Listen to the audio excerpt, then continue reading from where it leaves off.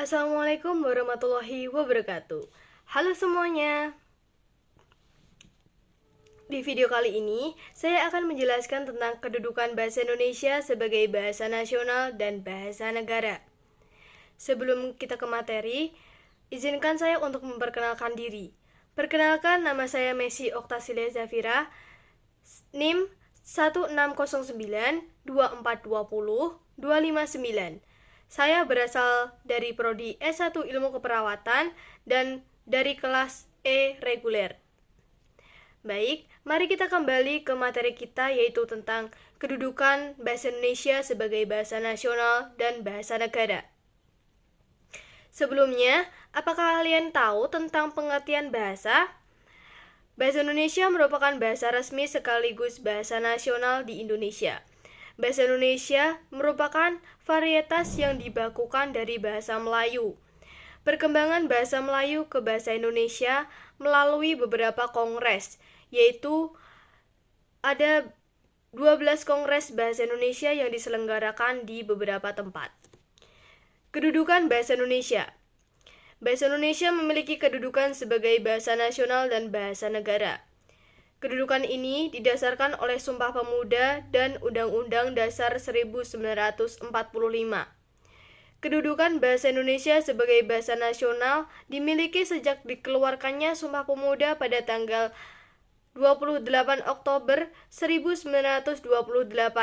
Sedangkan kedudukan bahasa Indonesia sebagai bahasa negara dimiliki sejak diresmikannya Undang-Undang Dasar 1945 pada tanggal 18 Agustus 1945 dalam Undang-Undang Dasar 1945 Bab 17 Pasal 36 tercantum bahwa bahasa Indonesia, bahasa negara ialah bahasa Indonesia.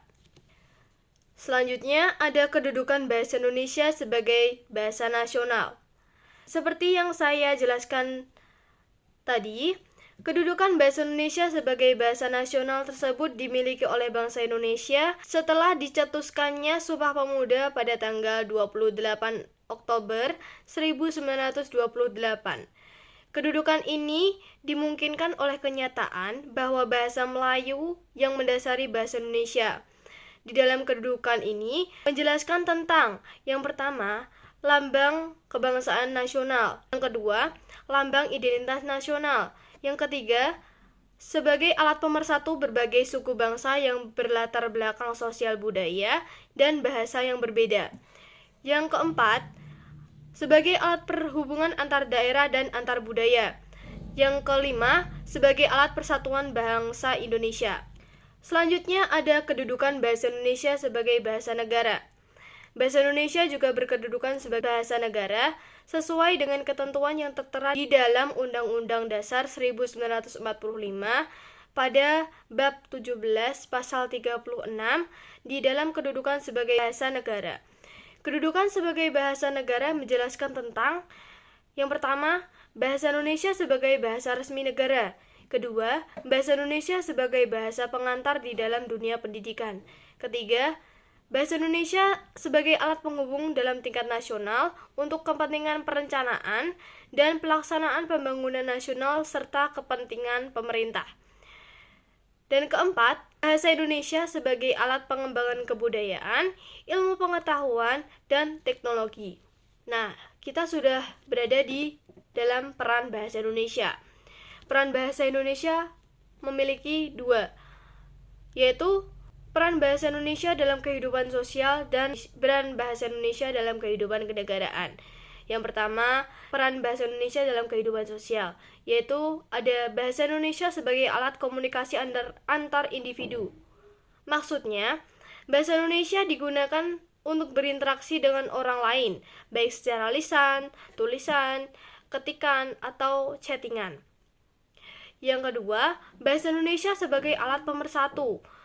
Maksud dari alat pemersatu yaitu sebagai pemersatu bangsa Indonesia yang digunakan dalam berinteraksi dengan orang-orang yang memiliki bahasa daerah yang berbeda-beda. Contohnya, orang Betawi atau Sunda dengan orang Jawa. Mereka menggunakan bahasa Indonesia untuk berkomunikasi. Tidak mungkin mereka menggunakan bahasa daerah masing-masing untuk berkomunikasi kan? Karena satu sama lain tidak mengerti. Makanya mereka menggunakan bahasa Indonesia sebagai bahasa komunikasi utama mereka. Yang ketiga, bahasa Indonesia sebagai alat integrasi dan beradaptasi sosial dalam lingkungan. Keempat, bahasa Indonesia sebagai alat penghubung antar masyarakat. Ada lagi nih, peran bahasa Indonesia dalam kehidupan kenegaraan, yaitu yang pertama, bahasa Indonesia sebagai bahasa resmi kenegaraan. Maksudnya, bahasa resmi ini biasanya dalam kegiatan atau saat rapat pemerintahan, pendidikan, dan saat di media massa. Kedua, bahasa Indonesia sebagai bahasa pengantar pendidikan. Yang ketiga, bahasa Indonesia sebagai pengantar dalam pengembangan iptek. Dan yang terakhir, bahasa Indonesia sebagai lambang identitas nasional. Lambang identitas nasional ini maksudnya bahasa Indonesia sebagai simbol identitas nasional yang mencerminkan nilai-nilai sosial budaya, harga diri, dan martabat bangsa. Bahasa Indonesia ini menjadi ciri khas yang membedakan bangsa Indonesia dari bangsa lainnya. Dari materi yang saya sampaikan, dapat disimpulkan bahwa bahasa Indonesia sangat penting dalam kehidupan sosial dan kenegaraan di Indonesia.